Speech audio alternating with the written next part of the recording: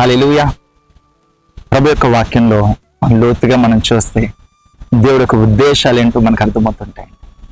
Yes, మనం అంటాం, ప్రభా ఈ చిన్న ఉద్యోగం ఉంటే చాలు ప్రభా అందరూ సీటు వస్తే చాలు ప్రభా ఈ కొంచెం రేక్ షెడ్ వేసుకుందాం. నో, ప్రభు ఉద్దేశం ఏంటి తెలుసా?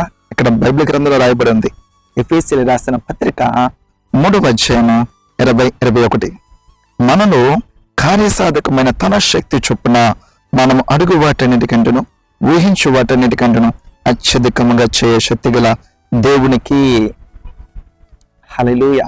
అంటే మనలో తన శక్తి, మనలో దేవుని యొక్క శక్తి కార్యసాధకం అవ్వాలి. దేవుని శక్తి మనలో కార్యసాధకం అయితే, అంటే దేవుని శక్తితో మీరు నడిపించబడితే, దేవుని శక్తితో కలిసి దేవుడితో కలిసి మీరు పని చేస్తే అక్కడ అడుగు వాటికంటే ఊహించు వాటికంటే అత్యధికంగా. ఆ మందిరంలో ఒక సహోదరి అలాగే చెప్పారు, పాస్టర్ గారు ఇదిగో గృహం కట్టుకుందాం అనుకుంటున్నానండి, చిన్న రేక్ వేసుకుందామని ప్రార్థన చేస్తున్నాను, పాస్టర్ గారు ప్రార్థన చేయమన్నారు.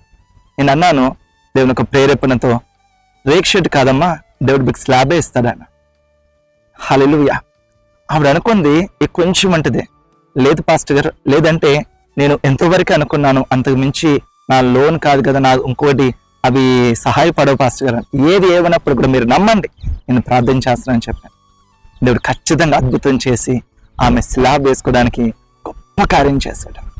అధికారులు మనసు వారి వైపు తిప్పాడు.